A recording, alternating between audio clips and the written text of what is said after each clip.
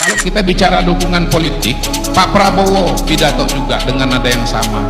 Kalau Pak Jokowi ada yang mencubit, nih saya ulangin, kalau ada yang mencubit seluruh gerakan Indonesia Raya, itu dia akan merasakan juga.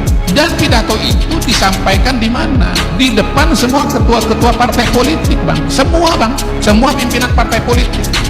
Jadi saya melihat itu sebagai sebuah instruksi dari presiden terpilih, presiden berikutnya kepada partai-partai politik. Tolong jagain Pak Jokowi. Kalau Anda mau sama dengan saya, jagain Pak Jokowi loh, karena saya jagain Pak Jokowi gitu. Nggak ada tuh partai-partai seperti Gerindra, Golkar, Demokrat, dan PAN pasang badan dan marah-marah ketika akun Kupu Papa, ketika Mas Kaisang dan yang lainnya dikritik. Nggak ada. Yang bela itu cuma kawan-kawan Projo dan PSI. Ini kan menunjukkan bahwa pesona kebintangan Pak Presiden secara perlahan, tinggal nunggu 1 bulan 8 hari, itu judul diskusi kita, akan sirna. Ini masih jadi presiden, apalagi tak jadi presiden. Dan per hari ini juga partai yang sejak lama menyatakan tegak lurus dengan Pak Jokowi, satu persatu warna pasang badannya ke Jokowi mulai hilang. Gak ada pasang badan, Projo tak ada pasang badan, PSI tak ada pasang badan. Karena kalau hanya mengandalkan Projo, kalau hanya mengandalkan PSI, saya kira akan babak belur. Per hari ini sekalipun perang narasi terkait dengan serangan-serangan ke Jokowi dan keluarga besarnya keok mereka di medsos. Ada benarnya sekarang kami dari TV juga dari diskusi kayak gini susah banget nyari narasumber yang bersedia membela Jokowi. Jadi semuanya pasif. Prabowo ini kan dingrat politik, Pak.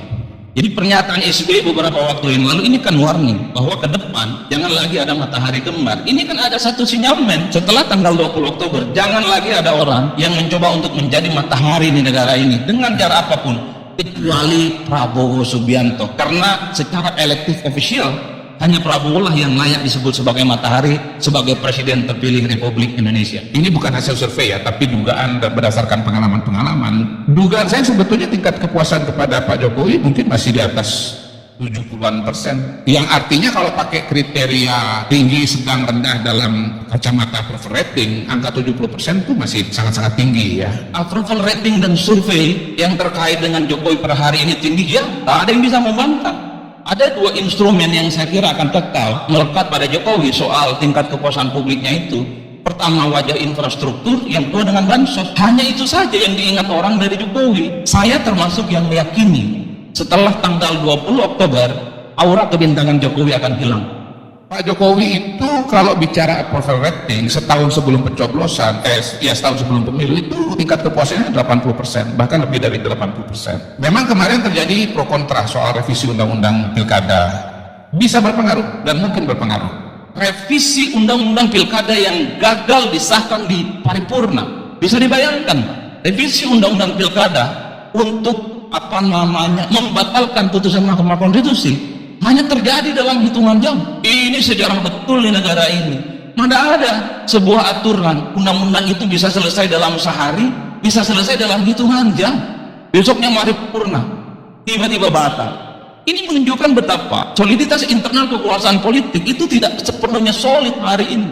Entah itu kecolongan, entah itu terlena, entah mungkin ada yang di dalam mulai bermanuver. Tidak benar juga kalau kemudian semua kekuasaan politik itu diakuisisi, tapi justru menimbulkan resistensi yang cukup berlebihan. Indikasi yang ketiga, dulu yang dikritik cuma Jokowi dan kebijakan politiknya, tapi 2 bulan 3 bulan ini yang dikritik itu adalah keluarga inti Pak Jokowi. Bisa dibayangkan soal roti harganya 400 jadi ramai, private jet yang tidak lolos macam-macam.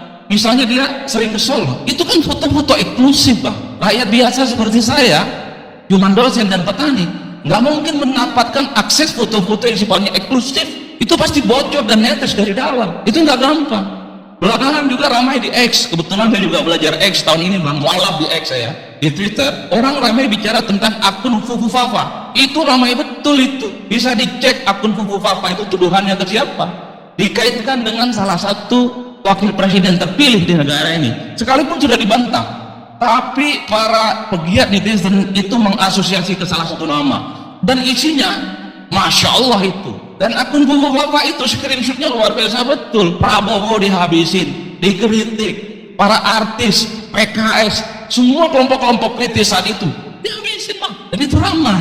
Ini menunjukkan betapa konsolidasi kekuatan hari ini tidak sekuat 10 tahun yang lalu. Jaring pengamannya itu meleleh satu persatu. Ini menunjukkan satu hipotesa bahwa ketika seseorang tak lagi menjadi pejabat publik, dia hanya tinggal nunggu waktu bahwa di akhir masa jabatan kekuatan politiknya secara perlahan dia itu akan tak lagi dikenang oleh publik secara umum. Bagi Pak Jokowi, setelah tak jadi presiden, pilihannya bagi saya, kalau Pak Jokowi membiarkan para kritikusnya itu membabi buta dan akan muncul partai politik, kelompok-kelompok civil society yang kritis akan fight back, nyerang secara terbuka tanpa ada yang memberikan backing politik ke Pak Jokowi, maka Pak Jokowi cukup pulang ke Solo, tinggal di Karanganyar, di tanahnya yang luas. Tapi kalau ada harapan serangan-serangan publik ke depan itu semakin masif, semakin intensif, maka wajib hukumnya bagi Pak Jokowi harus punya sandaran politik yang kuat. Karena ke depan yang dibicarakan orang itu bukan soal approval rating lagi,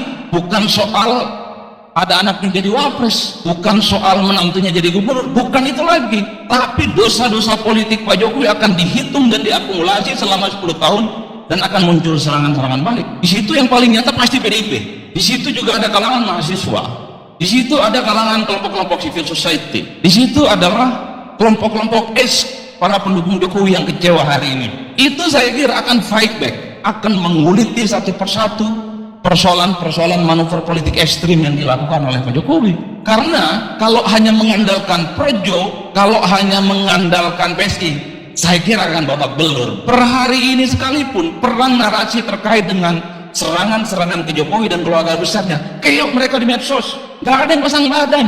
Projo tak ada pasangan badan, PSI tak ada pasangan badan. Dan per hari ini juga partai yang sejak lama menyatakan tegak lurus dengan Pak Jokowi, satu persatu warna pasang badannya ke Jokowi mulai hilang.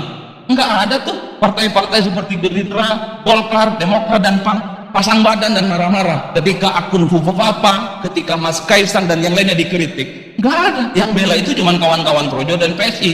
Ini kan menunjukkan bahwa pesona kebintangan Pak Presiden secara perlahan, tinggal nunggu 1 bulan 8 hari, itu judul diskusi kita, akan sirna. Ini masih jadi presiden, apalagi tak jadi presiden. Kalau supporter politiknya tidak kuat, maka yang akan terjadi adalah notorious. Pak Jokowi memang terkenal, tapi terkenal keburukannya. Yang dicicil itu adalah soal politik dinasti, keluarga besarnya yang tidak terhana, hidupnya sangat elitis, dan seterusnya dan seterusnya.